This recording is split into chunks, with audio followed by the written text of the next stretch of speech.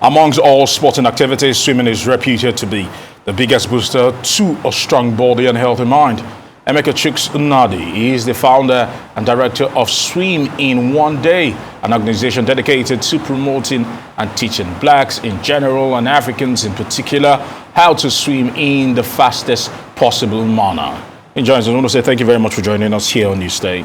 Thank you so much. I'm glad you're taking up this talk about swimming, because a lot of people have looked at swimming and said, we have people that are indigenous. Let's start off from the competitive aspect before we talk about well-being and lifestyle. We have people indigenous to the riverine areas, but we cannot produce competitive swimmers. And when you look at the Olympics cadre in terms of medals and those that goes to probably different categories, swimming probably has the most. And Nigeria is yet to produce one major swimmer that can compete at the highest level. You look at this, first of all, what is wrong? Is it our body system? Is it our body structure? Or what is it with Nigerians and swimming professionally? Well, I would say that, first of all, we really have to understand the bigger picture. And the bigger picture is just the fact that blacks have not been encouraged or taught or helped in any ways by the white people that are dominating the sport. So for us swimmers, there is something called the swimming injustice that has been on for a very long time. So part of the problem is that a lot of people do not understand that purposely, since colonialism and slavery, there's been a very conscious effort, not just by our ancestors that were alive at that time, to dissuade their children from going to the river or the sea to swim like we were used to before slavery started. But these people were consciously telling stories about mermaid and water demons to dissuade the children. So you can imagine that over the years, we had these stories and people started believing that they were real. So even yesterday I was talking to, I think someone from here from another TV station, and they were telling me that Mami Water exists, and I had a big laugh. So some of these false stories, or call them legends or whatever you want to call them, are not real, but they were made up for a reason. And now we still believe them in Africa. And then the white ones, even in America, till a very, very late time, the people were pouring acid into the water so that black people couldn't swim. And this injustice continued in the sport because they felt that our blackness would wash off into the water and everything. So over the years, black people have just been sidetracked. And now there's a lot of movements like mine. But the unique thing about the Swimming One Day project that I started is that it's not just a swimming charity, but it's a movement and it's a campaign. Because first of all, for us to be able to get through to the people, we need to campaign and educate them. Thus, this meeting where we're trying to get people to understand that Mami Water doesn't exist, water demons don't exist. Go learn how to swim to save your life. Go learn how to swim because it's the healthiest. The healthiest. There's nothing compared to it. When you're growing old, your brain cells are dying. Swimming keeps you. It's the only sporting activity that keeps you fresh, that keeps those brain cells healing. And it's the only sporting activity that you could actually do without breaking an ankle or hurting yourself at an old age. It keeps you young, it gives you hyper energy. It's got loads of benefits. So we need to understand that it's about time, and that's why I'm here, because I've always felt called to do this. And I decided to come here and start up this project because I believe that we could do something. The Olympics can be won, but if we're doing it like we're doing it, we cannot compete with our international colleagues that are going to be going to the same Olympics, because I actually was not thinking about the Olympics when I started. But then the ex-president of the Aquatic Federation told me, well, you're the only one that teaches blind people how to swim in Nigeria now, basically. And I'm like, you mean we don't have any team? And he said, no, you're the only one. So when I went back to Spain to pick up the rest of my stuff last November, I enrolled. And they were very excited to see my Instagram and all the good work I was doing there. That a 3 times gold medalist, champion or winner of the World Paralympics on that level, he is mobility impaired, and he just called me after I filled in the thing, and he said, come, I'm going to teach you for free how to build a Paralympic team in Nigeria. And I was shocked. If you go to my Instagram, you'll see him.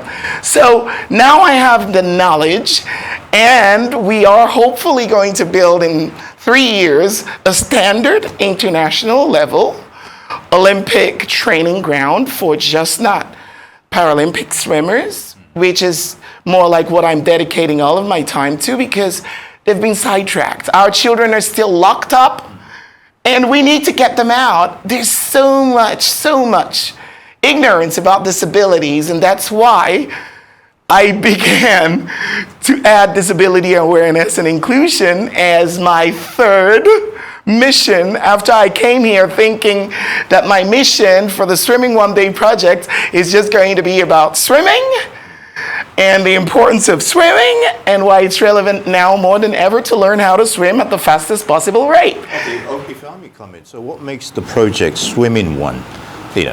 What makes it so unique? You've already mentioned the fact that, the charity aspect of it, but what's it all about? Well, the thing that makes it unique is the fact that it's a movement and a campaign, because for us to be able to break through to Africans think that swimming is cruise. They think it's about selfies, the rich man's hobby. They really don't take it serious. People don't think it's something that they should waste their time with. But the idea of educating people and making them understand that, okay, times are changing, there is climate change, and it's real. This is what this is all about. We have taken it for granted for a very long time. When you live in a developed country, they have a lot of things in place. Children in primary and secondary schools have obligatory swimming classes. Yeah. And most of them learn, according to the World Health Organization, 90% of the drownings that occur in the world come from Africa and developing countries. All of the water-related, all the natural disasters that happen in the world are water-related. It's 90% water-related. So it's about time that we started doing something. When I was walking over here, I realized how much plastic bottles and rubbish we had in those gutters. And I was thinking, whoa. And this is supposed to be Ikoyi, the highbrow area of Lagos. We have a big problem, and it is an emergency. And I don't think that people understand how much of an emergency it is. I'm a climate activist. I'm a swimming enthusiast. I understand this. I have a very unique gift. I am one of the few people in the world that could actually teach you, and I am not kidding, teach you to swimming one day. No matter who you are. I teach blind people how to swim in one day. Sometimes because they've never seen anything like swimming in their lives because they were born blind, it takes 2 to 4 hours, but I still do. So I could teach you to swim in one day because swimming is one of the only remedies that we have that would prevent a catastrophe from happening in the future. I could also get rid of your phobia for water. So if I have a fear for water, I could get rid of it because I've been a life coach over the years, and these experiences that I had as a life coach and as a counselor over the years have helped me to make my skill even better. So I started doing this at 17 years old, and my success rate is 100%. So it's very important to understand that it's not business as usual. We do not need to think that we need to take, and I'm also talking to all the Nigerian coaches, we all need to gather together and make it faster. It's got to be faster. We do not have the liberty of having a lot of time if we understand the climate situation we're living in, then we would all pitch in. So for instance, I'm here and I'm hoping that Arise News could make it a thing, and after every news we would have a jingle that says, swimming is important, learn how to swim now, you know? And we say, stop the climate destruction. We are very dirty Africans. I think our ancestors would be rolling in their graves when they see how really crazily dirty we are right now. All right, okay. Now, permit me to say this. Facilities when it comes to swimming is not widespread. Of course, we know some hotels do have swimming pools, but generally in Nigeria, how has the lack of proper facilities been an impediment to what you're trying to do? Well, I would say that about facilities, I was very shocked when I moved here last April. I was very shocked to realize that we have quite a lot. It's about the maintenance that I would say. Lagos, for instance, has quite a lot of pools. I haven't been able to do a study about how many, but we have quite a lot. Even in remote areas, we have a lot of swimming pools. So I would say we have swimming pools, but the problem is we have the swimming pools, but we don't have skilled hands to teach people. So I've met swimming coaches that couldn't even do the proper strokes.